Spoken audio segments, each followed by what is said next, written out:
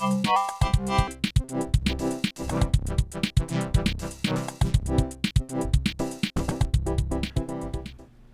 is the Yamaha PortaSound PSS-570. I got this when I was a little kid from my grandparents as either a birthday present or a Christmas present. I cannot remember which.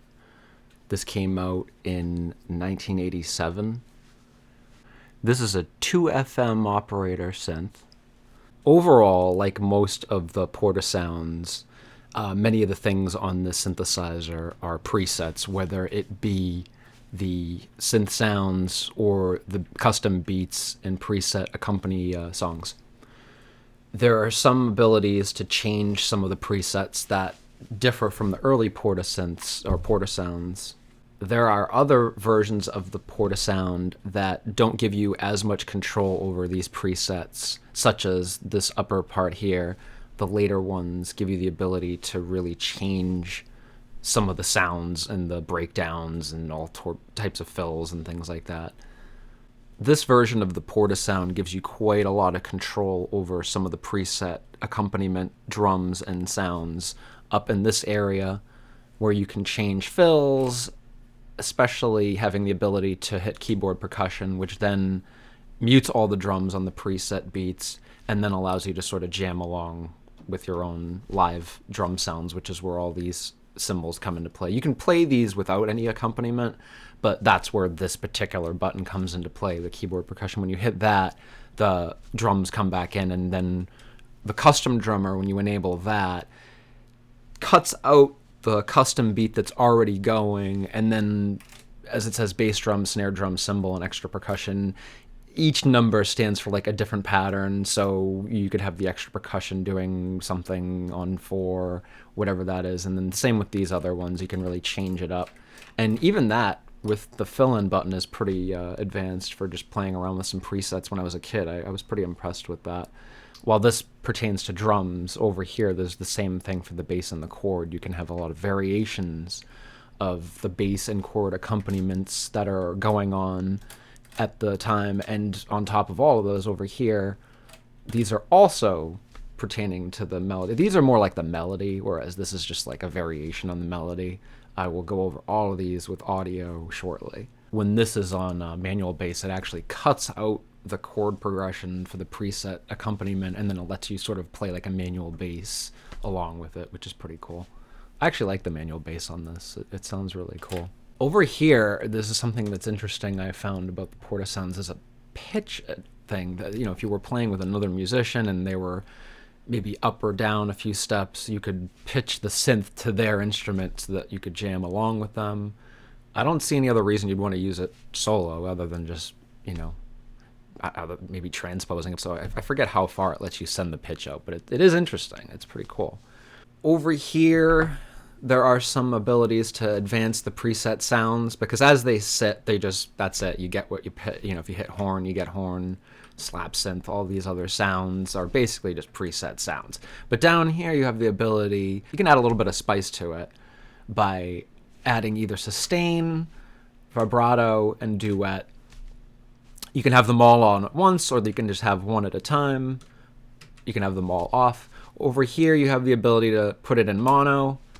It's a fancy way of going between mono and stereo, but hey, as a kid that really confused me because I didn't really understand mono and stereo totally yet, so I couldn't figure out why that was there, and it seemed like a button I should be pushing, but I didn't really get it until I got older.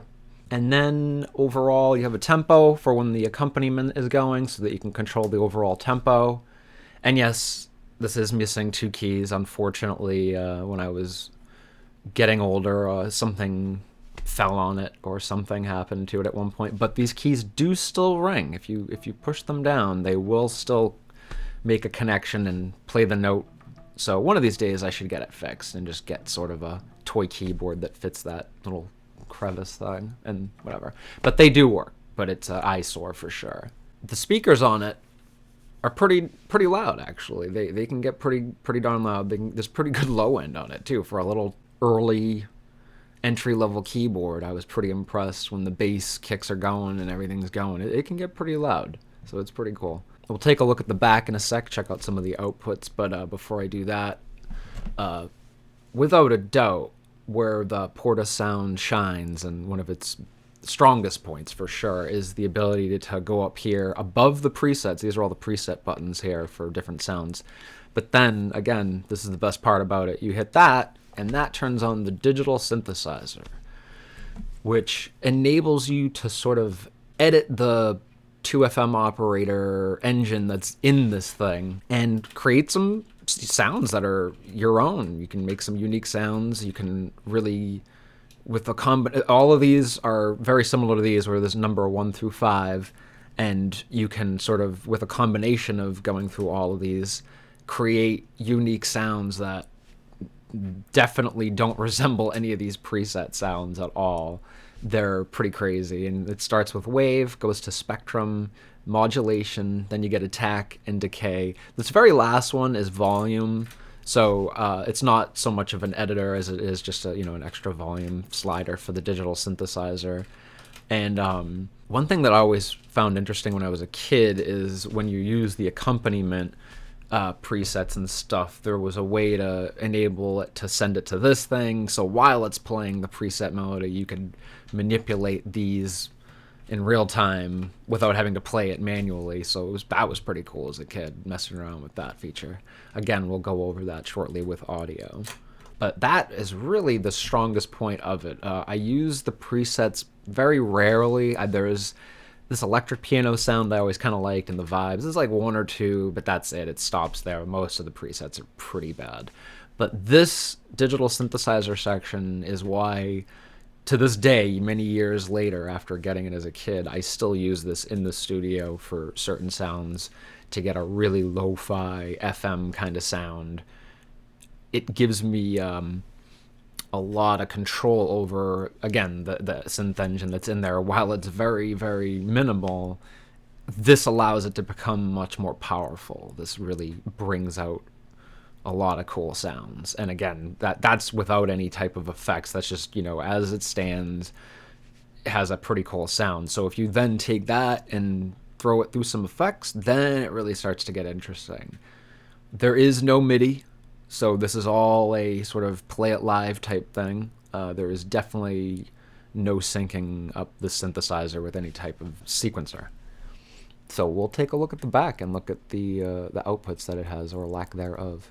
On the back here, you can see the nice big Yamaha logo, and to the right of that, you'll see a set of RCA outputs, stereo, and a headphone output right next to the power supply input. And it's pretty good. The RCAs have a good output sound quality wise, and while the synth is getting older and the outputs are a little scratchy, I can use the headphone output as well for another stereo output. So it's nice to have a few different set of outputs on the back. A lot of the other PortaSounds had a mono out, so it's nice to have a few different options for outputs. So let's have some audio demos now.